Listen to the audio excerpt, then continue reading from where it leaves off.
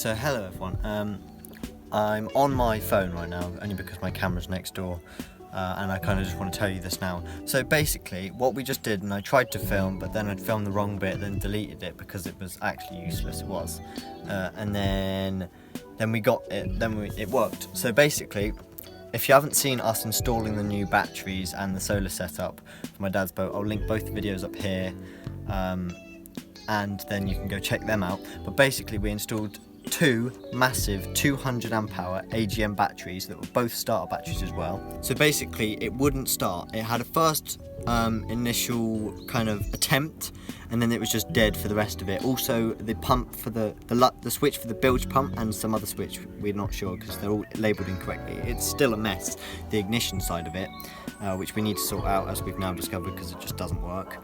It actually shorts something out. And then we realised maybe the split charge should actually have some power. Yeah, there's not two sets of batteries anymore, but it needs some kind of power. So we attached it to the positive of the AGM batteries, and then it started up with some sparking coming off the batteries. We didn't see exactly where it came from, but it did come as it started. And then, because obviously we'd attached the batteries to the split charge, which is attached to the alternator, which is also attached to the starter motor. So it's a massive loop of cables and mess. We're going to try and get rid of the alternator and just make the ignition power the starter motor, because we don't need the alternator with 850 watts of solar charging those 400 amp hours. We don't need. It started that and dropped down from 14.1 to 14. You really don't need a split charge or an alternator at all.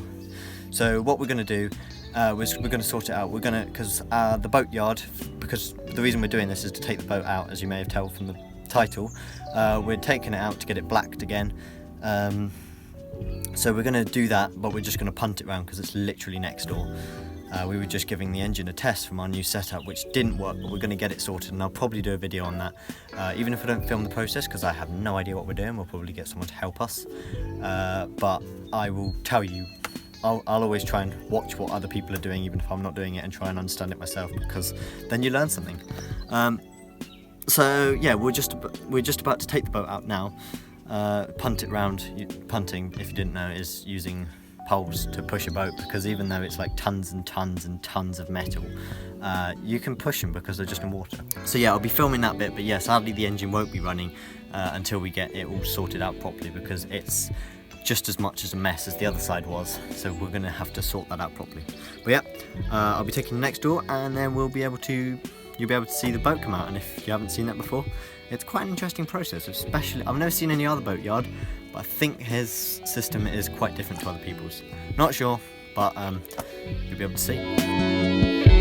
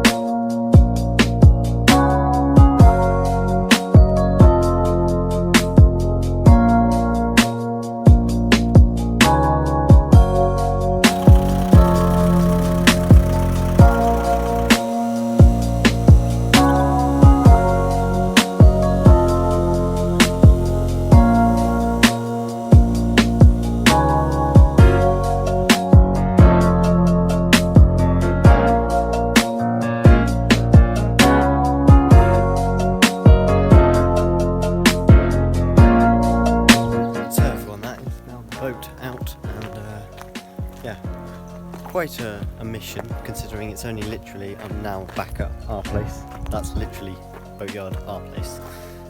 But that took about 15 minutes to get it, and then we just stood chatting for like around 10.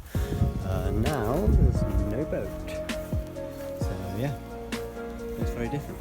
we're planning to put this boat, because we've got two boats, well we don't, but this boat is another one that they're trying to sell, but it still has to stay here because they're still paying for, well they weren't there, but now there's those two there, there's 4 boats here plus another 2 there. Yeah, this is boat central here. But yeah, so we're going to put that boat here because it's got a nice big deck, and then we can see out over the canal rather than just this fence here, and then a red boat the other side. So we're going to put this boat here and then our boat on the outside, so then we can see the view of that boat.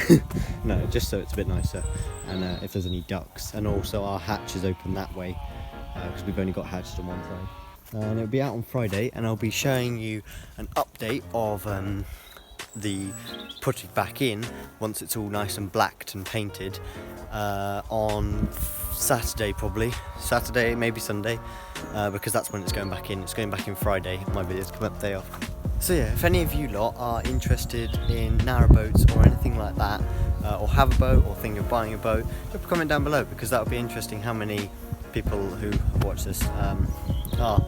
And I'm guessing some people have to travel like days, because obviously narrowboats are quite slow, to get their boat taken out, but us, it's literally just around the corner. It's like 15-20 minutes and then it's out, and then you can go help if you want and reduce the price, so you're painting yourself and paying for less labour. My dad's not going to do that because he's got to work, because he's still working. But yeah, if you did like the video, I'd much appreciate a thumbs up.